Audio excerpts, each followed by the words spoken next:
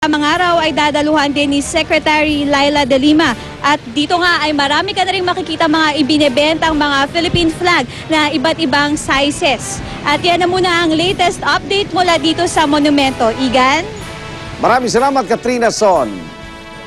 Maging ang mga kapuso naman po natin sa ibayong dagat, nakiisa rin sa pagdiriwang naman ng Araw ng Kalayaan. Sa Hong Kong, libo-libong OFW po ang nakisaya sa Independence Day celebration. Dumalo roon ang kapuso star na si Lovie Po bilang representative ng GMA Pinoy TV at GMA Live TV. Kaya naman ang fans hindi magkamayaw sa paghalik, pagyakap at pagpapalitrato kay Lovie. May ilang kababayan pa rin natin ang nagsuot ng mga katutubong damit. At ibinida rin po ang ilang pagkain Pinoy. Nakisaya naman sa Toronto, Canada, sina Marian Rivera at Ding Dong Dantes sa Pinoy Fiesta and Trade Show. Pinangunahan niya ng GMA Pinoy TV, Philippine-Canadian Charitable Foundation at Philippine Chamber of Commerce Toronto. Tampok doon ang ilang performances mula sa mga artista at banda. May ati-atihan, sinulog competition din at may beauty pageant pa. Hindi rin mawawala ang iba't ibang produktong Pinoy. Nakisaya naman sila Jeneline Mercado at JR, yan, magsing-irog sa Toronto, Canada. Si Jeneline Mercado naman at JR sa Al Safa Stadium sa Dubai nakisaya. Pinagkaguluhan din ng mga kabayan natin sa Carson City, California sa performances sila Aljur Abrenica at Rachel Ango. Next time, available din po kami sa mga ganyang Yes. Magkapresenta na. Abangan nyo kami. Abangan niyo po kami, ang unang hirit. At sa ibang balita, wala pa rin daw desisyon si Acting Chief Justice Antonio Carpio kung tatanggapin ang automatic nomination sa kanya ng Judicial and Bar Council bilang susunod na Chief Justice ng Korte Suprema. Isa lamang siya sa 5 mahistradong otomatikong nominado bilang susunod na punong mahistrador. Pero ayon kay Carpio, hindi pa raw siya sumusulat sa JBC para sagutin ang nominasyon. Bukod kay Carpio, 7 iba pa ang matunog na pangalan na nominado ng JBC, kabilang si BIR Commissioner Kim Menares at si Justice Secretary Laila De Lima na kanina lang ninominate ng IBP Zambales Chapter. Ngayon pa lang tiniyak na ni Carpio na hindi magiging sunod-sunuran sa administrasyon ang Korte Suprema. The court will always be independent. I mean, that will not happen. I'm sure the justices will decide independently on every issue. Kasi kailan nangyari na ang uupong chairman ng JBC, Sa rin ang acting Chief, Supreme Court Chief Justice. Okay. Kasi dati ang mga umuupo dyan, yung pa-retired na. Kaya walang tinatawag na conflict of interest. Ngayon as acting Supreme Court Chief Justice, kaya nag-inhibit siya Pero nire-resolve pa nila yung paano Kunyari, gusto maging Chief Justice ng isa. Bitiwan mo yun. Hindi ka dapat maging chairman. Right. Pero nakalagay sa saligang batas, ang dapat na chairman yan, Chief Justice, outgoing. Pero at the same time, hindi rin naman siya pwedeng tanggalin sa nominasyon dahil siya yung most senior at qualified siya talaga. Automatic kasi naman yun. Automatic yun. Meron naman yung mga iba, yung mga bata, yung mga nakita nating nominadong bata, pag sila yung napili natin, ay 15 to 20 years sila maglilingkod na Chief Justice kasi ang automatic retirement dyan, 70 years old. So, tapos na ang termino ni Pangulong Noy, Nakaupo pa rin nakaupo sila. pa rin sila.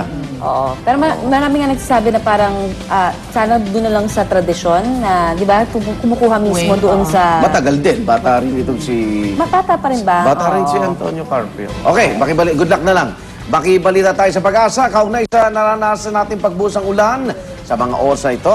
At makausap natin si Jory Lois, Weather Forecast ng Pag-asa. Jory, good morning. Igan, magandang umaga. Ano nangyari? Ba't biglang inulan tayo? Kahapon ang forecast magiging maaraw sa buong linggo. Sa umaga, sa gabi medyo uulan. Pero ito, maghapon no? Yung magdamag pala. Jory, saan to? Galing sa... Habagat pa rin Habagat? Habagat pa rin yung dahilan kung bakit magkakaroon ng pag-ulan ngayong araw na to. So, talagang KJ na sa ating selebrasyon? Opo, actually may malaking kaulapan na pumapasok ngayon dito sa may western, nanggaling dito sa may Manila Bay, pumapasok po ngayon dito sa Manila area. So, ayun, makakaranas tayo ng mga pag-ulan. So, ito mga mahalagang lugar kung saan tayo magdiriwang ng Araw ng Kalayaan, ayan, Cavite, Monumento, Luneta, sa San Juan. Kamusta lagay ng panahon nitong mga lugar na ito? Uulanin? So dito sa may Cavite po, medyo iwas tong mga pag-ulan. Dito Okay. lang nakasentro dito sa may, particularly dito sa may Manila Bay area. Ako, sa Luneta. Tapos Oh. pumapasok to hanggang dito sa Quezon City po. Ano, matagal siya? Yung galaw ba nito? Hindi naman po siguro. Ang ano naman po nito, pag naiulan na po ito, medyo mag-improve na po So, yung weather. so bandang hapon yung sa may Quirino Grants na natin, anong tingin mo, Jory? Maganda panahon? So, maaaring hindi naman po gumanda, hindi naman po gaganda Makulimlim. talaga. Pero, Okay na yung makulimlim. Pero yung nga po, ngayong umaga talagang aasahan natin na mga pag-ulan. Kasi yung dito. parada ng kalayaan natin, yung mga float, talagang matagal na walang kalaban-laban naman sa ulan yun, no? Mm. Sayang. Okay, so itong ulan na ito, mga tatagal ng hanggang anong oras to, Jory? Estimated natin, no, maaaring sa hapon maaaring tumigil din to. Mm-mm. So, ang expect na lang natin maaaring mga pag-ambon. At Okay. may mga chance rin sa ibang parte ng Metro Manila na magkakaroon din ng malakas na pag-ulan. Okay, doon sa mga pupunta po sa mga lugar na may pagdiriwang, magdala ng mga ano? Yun, Ano, for sure po yan. Oo. Magdala na Ay, lang po ng nakalimutan ko mga pala yung Bulacan, Jory. Kamusta ang Bulacan? Ay, medyo may kaulapan din sa Bulacan ngayon. Meron din. Okay, salamat sa inyo. Ingat kayo dyan sa Pag-asa.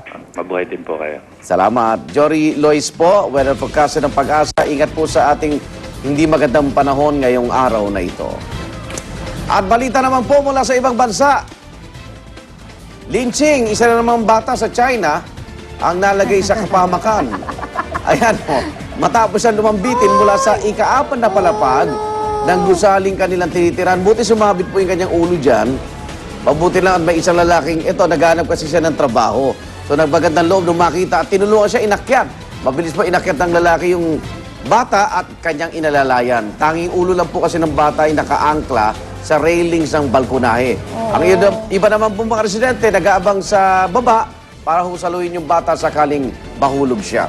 Matapos po ang 10 minuto, ligtas na naibaba ang bata at maraming naghahanap dyan sa bayaning yan na gustong bigyan siya ng trabaho. Oo nga naman. Ayan, ayan siya. Napaka-noble. Ayan siya. Kamukha ni Brother Jack. Joel Villanueva. Oo nga. Pero hindi biro yung inakyat niya rin, Ay ano? naman, oo. Tignan mo, wala rin siyang masyadong tungtungan. Ba't naman napunta dyan yung bata unang-una? Baka Oo. nagdidiling ng plants. Kasi plants, Nag-crawl out siya. Tapos bumagsak yung katawan niya doon sa... Hindi siya Buti ulo ni bata. umapit yung Space. bagets, ang galing-ganong bagets. Hindi, ulo niya yung nakasabit. Ay, Ulo sorry, niya. sorry. Lumipat ako doon kanina, tapos bumalik. Ulo niya yun. Kaya ang ginawa nung lalaki, masakit. inangat niya Para para gumawa. makaangat yung bata doon sa balkona. Ayan, inaangat niya eh. Oh my Aray ko. goodness. Para yung bata, makasama yun, no? ko. Para pag nakaangat, makasampa uli yung bata sa balkonahe. Correct. Sa railings ng balkonahe. Hero siya. Galing, no, galing. Yan. Thank you, thank you. Galing. Galing. Mga bata sa China, pwede ba? Itago nyo na? Parang araw-araw na lang. Okay, libo-libo na mga lumahok sa Tomatina Festival sa Colombia. Ay, fun. Kung saan kanya-kanya sila nagbatuhan ng Alam mo na. kamatis. Malapit na Sayang yan. Pasko. Abot sa 18 tonelada ng kamatis ang pinagbabato ng mga nakilahok sa bayan ng Suta Marcan. Kung saan taon-taon dinaraos ang tomato fight. Ang saya. Ilan sa mga dumalo Sakit talagang yan. dinayo pa ang lugar para nandito. Sabi ko, feeling ko Pero mapipiko masarap na ako yan, dyan eh. Ito na ay ka-6 na taon ng pistahan na Masakit kanilang din yan, ginagawa ah. sa pagtatapos ng fall season. Simbolo ng isang taon nilang pagtatrabaho. Di ba sa Italy ginagawa rin Sakit nila yan? niyan. Masakit pa rin Ano ba yan. yun? Inahawa Sakit ko yung yan. kamatis. Pag taon-taon natin yung inaano yun, masakit pa Uy, rin. pero sarap yan. Binato sa'yo, tapos bukas mo na bibig mo para makakain mo na yung kamatis.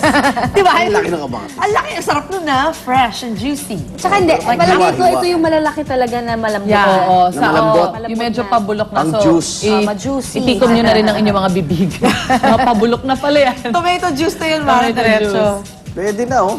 Oo. Pati Yan mga ay ano bata, eh. eh. Pasasalamat nila sa kanilang magandang ani. Ayan. Pero sayang, ano? Oo. Eh, biro mo naman Ang pa. dami mapapakain Huwag yan, ka na lang, ha? sana wag mapanood dyan ng mga nagtatanim ng pinya. Biro mo. Oo nga. Ulang ka. Ulang ka, no? Ow. Hindi, pumunta ka sa Colombia, doon sa festival, magdala ka ng maalat na iklog at saka ng kanin. Tapos habang nagbabato sila, kumain ka lang. Nagkamali nga pananaw ko nung araw na pag naghihiwa ka ng sibuyas, maiiyak ka. Oo. Diba? Hindi ba? Sibuyas. Wala, may kumpare ko, binatunan lang ka, naiyak eh. Naiba. Bahigan, naku, mag-ingat po sa ulan ha. Manatirin kayo nakatutok para po sa mga pinakahuling balita at mahalaga, na mga ulat ngayong araw na ito ng ating kalayaan. Dito lang yan sa Unang Hirit!